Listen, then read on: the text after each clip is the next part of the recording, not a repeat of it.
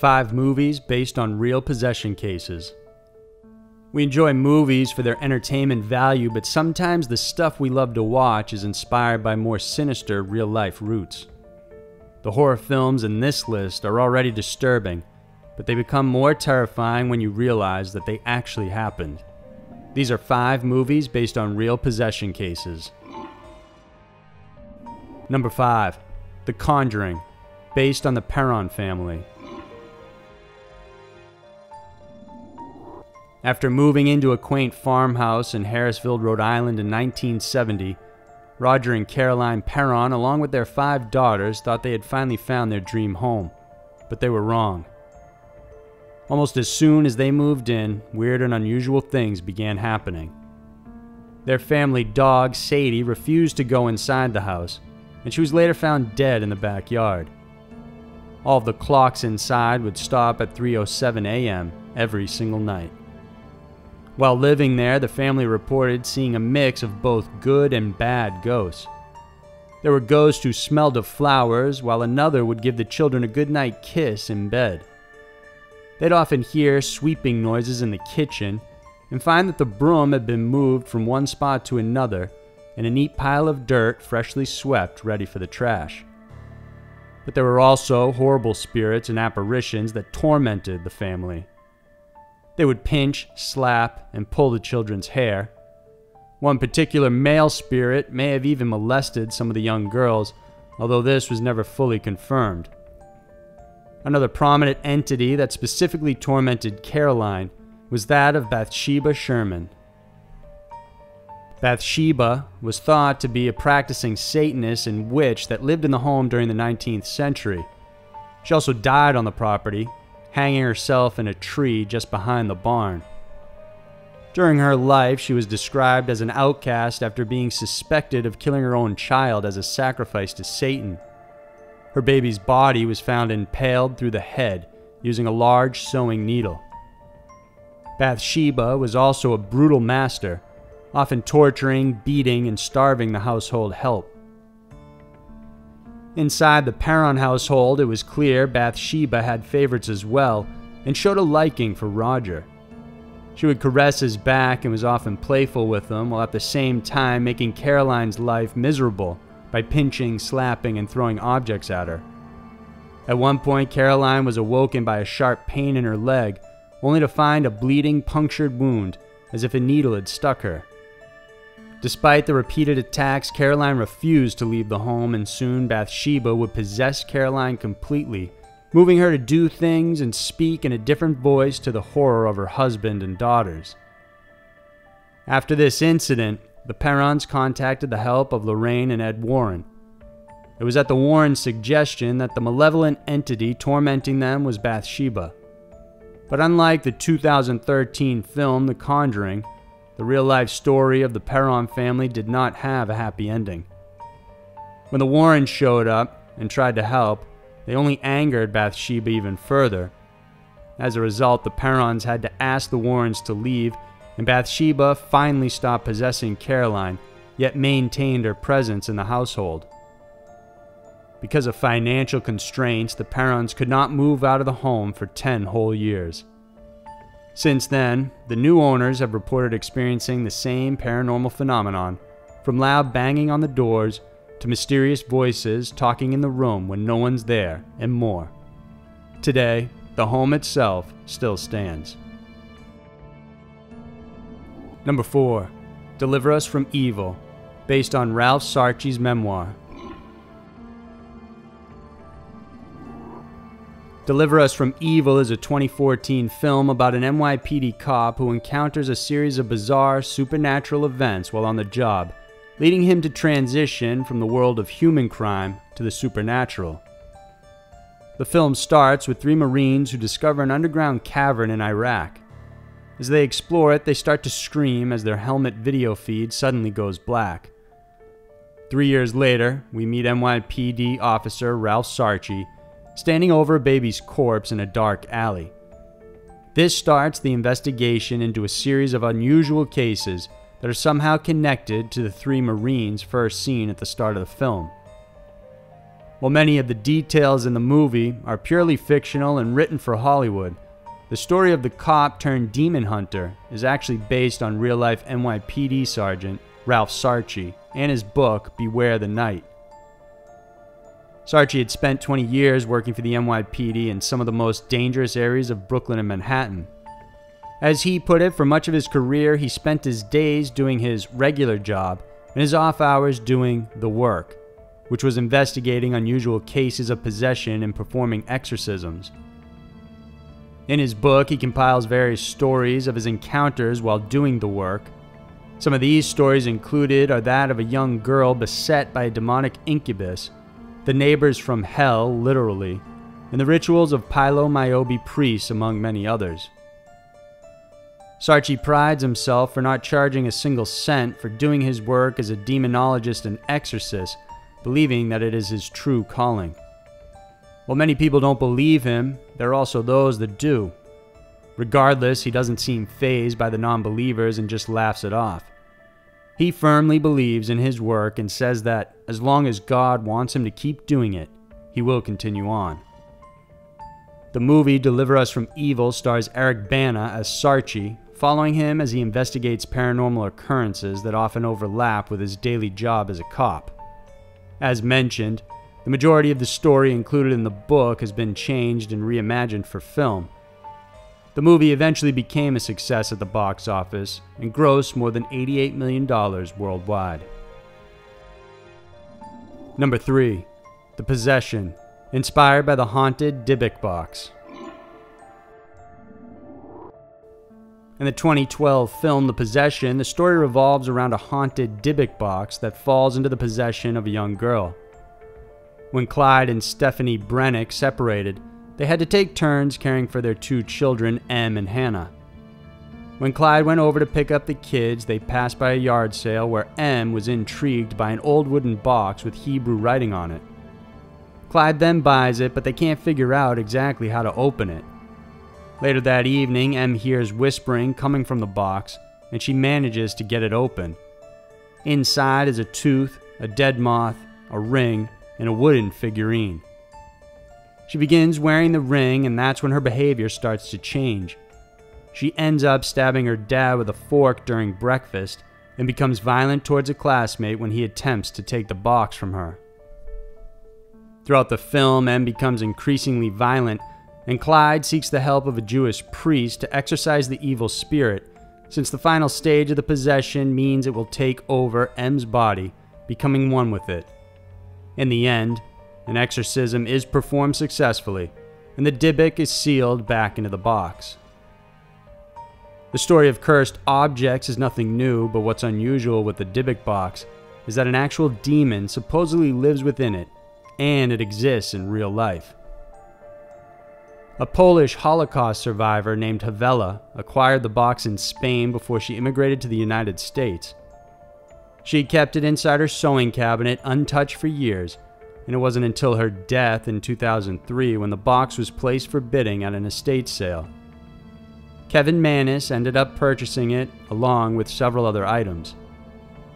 Mannis owned an antique furniture refinishing business, and it wouldn't be long before the box began wreaking havoc on his life.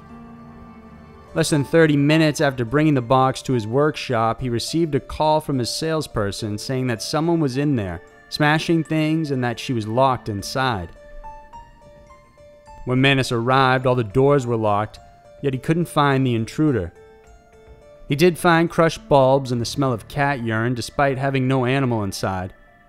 The salesperson was so frightened, she quit the same day after 2 years on the job.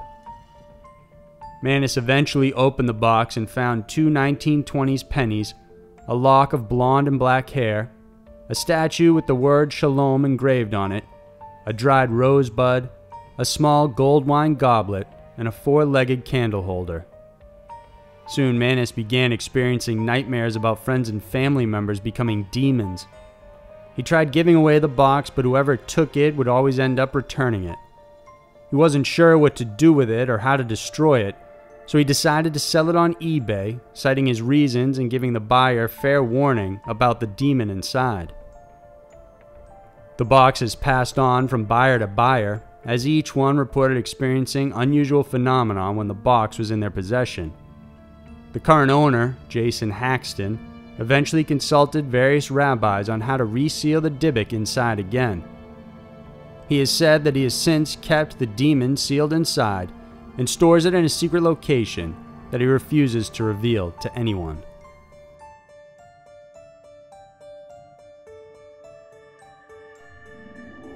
Number 2. The Entity, based on Doris Bither.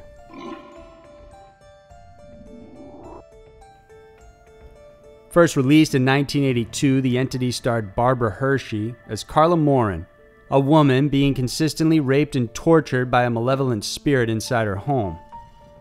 Urged by a friend, Carla went to see a psychiatrist and undergo therapy, thinking the problem was psychological. But her psychiatrist believes that because of her past, the problem was purely self-inflicted. Soon her friend Cindy witnesses the attack herself, and they begin to discuss that the issue could be supernatural.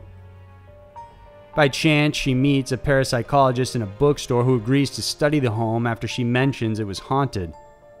After more vicious attacks happen, Carla is desperate for a solution and agrees to an experiment proposed by the parapsychologist whereby they will attempt to freeze the entity using liquid helium. However, as the entity arrives and manifests itself, it takes control of the liquid helium and attempts to hurt Carla again. This time she stands up to it, saying it can never have her, and they see the entity freeze for a brief moment before escaping. The movie based around Carla Morin might be terrifying, but this story of possession was in fact based on the experience of a lady named Doris Bither. Doris was a mother of 4 children, 1 girl and 3 boys. From the moment they moved into their Culver City home, a mysterious woman knocked on her door, warning her that her house was evil. When Doris asked why, the lady simply walked away without saying anything more.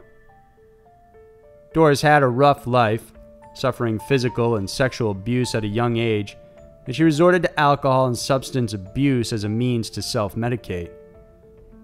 When she met parapsychologists Dr. Barry Taff and Carrie Gaynor and told them about her home, they were skeptical but decided to check it out.